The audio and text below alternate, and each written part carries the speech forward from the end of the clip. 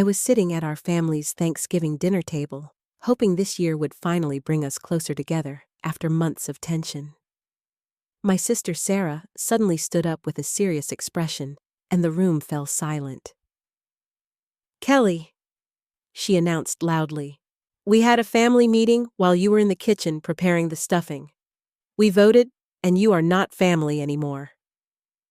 Everyone around the table burst into applause and cheered like she had just announced something wonderful. I felt like someone had punched me in the stomach, but I smiled softly and said, "Then I guess you won't need this." I calmly placed a thick manila folder on the table in front of her.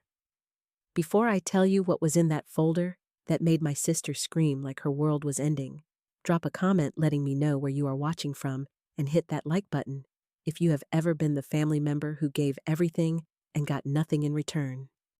Subscribe, because what happened next will show you exactly what happens when people bite the hand that feeds them. Let me give you the background on how my family had become so financially dependent on me that they could make such a catastrophic mistake. At 32, I had built myself into a self-made millionaire. After graduating from Stanford with my MBA, I worked my way up to director of operations at a major tech company, earning over $400,000 a year. I lived in a beautiful penthouse apartment and had never married because I was completely focused on building my career and financial security. My family situation was complicated, to put it mildly. My mother, Linda, 58, had retired early and was living entirely on the financial support I provided.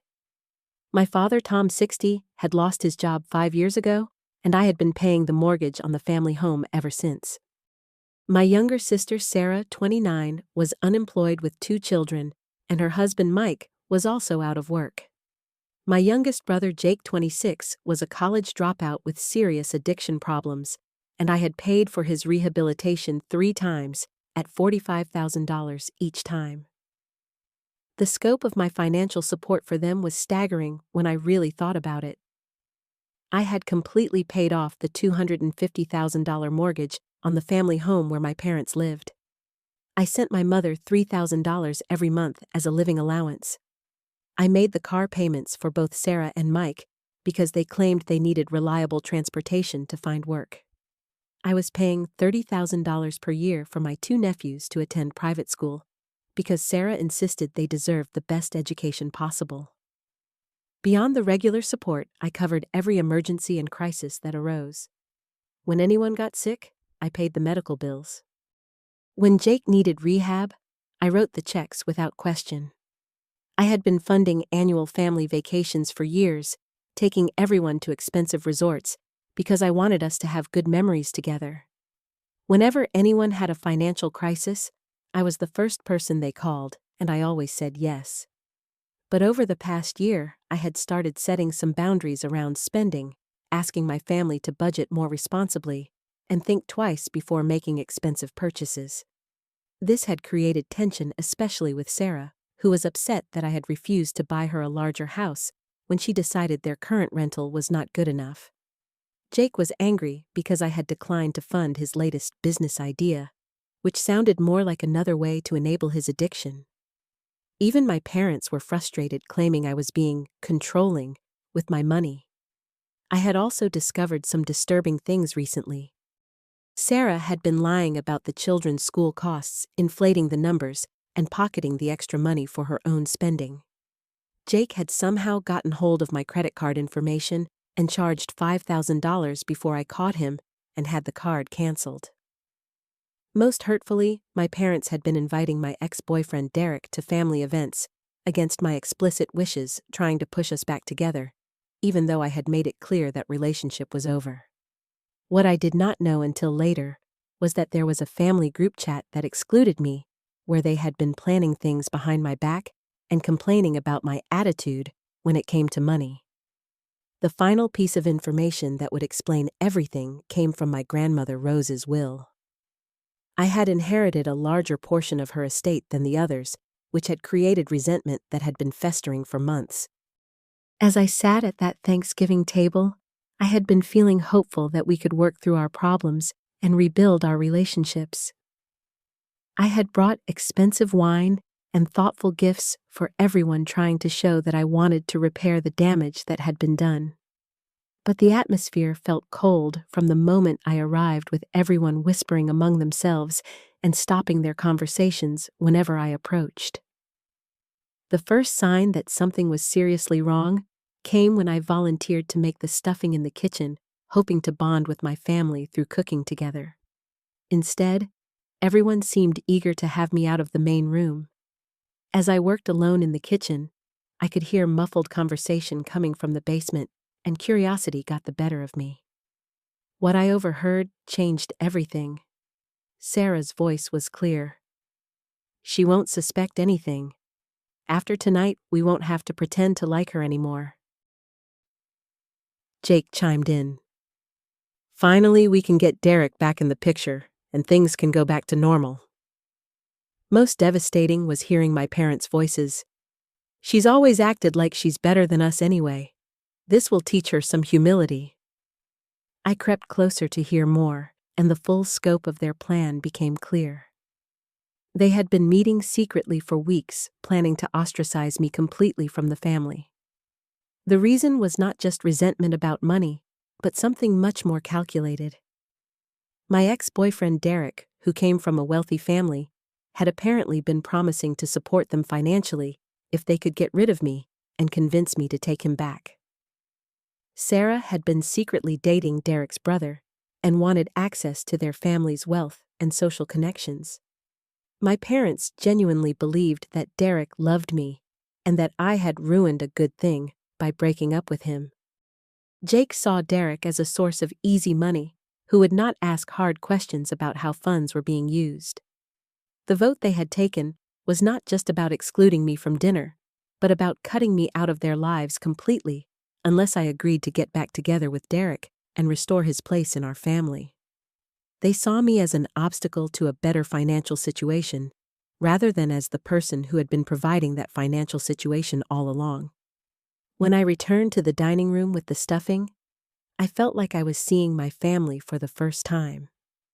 The fake smiles, the forced conversation, the way they kept exchanging meaningful glances when they thought I was not looking. I realized that I had been living in a fantasy, believing that my generosity was building stronger family bonds when it was actually breeding resentment and entitlement. Then came the announcement that shattered any remaining illusions I had about our relationships. Sarah stood up with dramatic flair, like she was giving a prepared speech. "Kelly, we've been talking, and we've decided you don't fit with our family values anymore. You're too controlling, too selfish, and frankly too cold to be around." She continued, "We voted unanimously. Mom, Dad, Jake, Mike, and I all agree that you're no longer welcome at family gatherings. Derek loves you and would take better care of all of us, but you're too stubborn to see that. Maybe some time away from the family will help you realize what's really important." The applause and cheering that followed felt like a knife twisting in my chest. These people who had been living off my generosity for years were celebrating my exclusion like it was a victory. They had planned this moment, rehearsed it, and were enjoying my pain and humiliation. But as the initial shock wore off, something else took its place, a cold, clear understanding of exactly who these people really were. I thought about the manila folder in my purse, which I had brought to Thanksgiving for a completely different reason. I had been planning to surprise them with documentation of a trust fund I was setting up for my nephew's college education. Instead, it was about to serve a very different purpose. The folder I placed on the table contained documents that would change their lives forever, though not in the way they were expecting. As Sarah eagerly grabbed it, probably thinking it contained money or some kind of gift, I watched her face transform from triumph to confusion to absolute horror as she read the contents. The first document was a formal legal notice terminating all financial support I had been providing to the family, effective immediately. But that was just the beginning. The folder contained detailed documentation of every loan I had given them over the years, totaling $380,000, with a demand for immediate repayment with interest. Most shocking of all was the foreclosure notice for the family home. What they did not know was that 3 years earlier, when my parents could not make their mortgage payments, I had quietly purchased the loan from the bank to prevent them from losing their house. I legally owned the mortgage, which meant I could foreclose if they could not pay. The folder also contained cancellation notices for all the insurance policies I had been paying for, including health car and home insurance for the entire family. There were termination documents for my nephew's private school tuition and legal papers showing that I owned 60% of my father's successful contracting business, which I had been funding through my investment company. Sarah's screaming brought everyone rushing to see what had caused such panic. "You can't do this! This is our home!" she shrieked, but I could see in her eyes that she was beginning to understand the full implications of what they had just done. "She's bluffing!" Sarah tried to rally the others against me. She would never actually kick us out of our house. But as my mother and father read through the documents, the color drained from their faces. Everything they thought they owned, everything they had taken for granted, was actually mine. The house where they lived was in my name. The cars they drove were registered under my company for tax purposes. The health insurance that covered Jake's medications and therapy was through my corporate policy. Even my father's contracting business, which he bragged about to his friends, was primarily owned by my financial investment. The immediate panic that followed was almost difficult to watch. My parents realized they could lose their house within 30 days. Sarah understood that her children would be kicked out of their expensive private school. Mike suddenly grasped that his truck would be repossessed. Jake was terrified about losing his health insurance in the middle of his recovery process. The desperate attempts at reconciliation began immediately. My mother started crying. "Kelly, you don't mean this. We're family. We can work this out." My father tried a different approach. "Don't destroy the family over hurt feelings. We made a mistake, but this is extreme." Sarah, still trying to manipulate the situation, played the guilt card. "Think about the kids, they need stability. You can't punish them for our mistakes." Jake, looking genuinely terrified, added, "I'll die without my medications and therapy. You know I'm still in recovery." But I had reached a point of absolute clarity about our relationships. "You voted me out of the family?" I said calmly. "Family members don't charge interest on support, but business associates do. You have 30 days to arrange alternative financing or vacate the premises." When they continued to plead and make excuses, I added, "Derek seems financially capable based on all his promises to you. I'm sure he'll step in to help, just like he said he would." That comment revealed another layer of their deception. Sarah's face went white as she realized I knew about Derek's involvement in their plan. Under pressure, the truth came out. Derek was actually broke and had been trying to scam my family to get access to my wealth. When I called him on speakerphone right there at the dinner table, he denied making any promises to support them and hung up quickly. Sarah's whole world collapsed in that moment. She had been manipulated by Derek's equally broke brother, who had been feeding her lies about their family's wealth and connections. The financial salvation they had been counting on was completely imaginary. As if on cue, my phone rang during dinner. It was my lawyer confirming that all the legal proceedings I had initiated were moving forward. Bank notices about account closures were being processed. Insurance companies were confirming policy cancellations. The private school had been notified about non-payment of tuition. In the span of one dinner conversation, their entire financial foundation had crumbled, and they were beginning to understand that their vote had cost them everything they thought they were entitled to. The immediate aftermath of that Thanksgiving dinner was swift and brutal. Within the first week, my family was desperately trying to reach me through phone calls, texts, and emails, but I had blocked all their numbers and addresses. Sarah even showed up at my corporate office building, but security escorted her out when she became hysterical in the lobby. My parents tried to contact my friends and colleagues, hoping someone would intervene on their behalf, but I had already informed my close friends about the situation. Most of them were shocked to learn how much financial support I had been providing and agreed that my family had crossed an unforgivable line. Jake had a complete meltdown when the pharmacy refused to fill his prescriptions because his insurance had been canceled. He ended up in the emergency room, which generated more medical bills that they could not afford to pay. Extended family members started learning the truth about our financial arrangements when my relatives called, asking why everyone seemed to be in crisis. By the second week, reality was setting in hard. The house foreclosure proceedings began officially with legal notices being delivered and posted. My nephews were removed from their private school and enrolled in the overcrowded public school across town. The cars I had been paying for were repossessed, leaving only my father's old truck for the entire family to share. Sarah's family was forced to move in with my parents, creating a cramped and stressful living situation that put even more strain on their relationships. My father's contracting business started losing major clients when they realized the financial backing they had relied on was no longer available.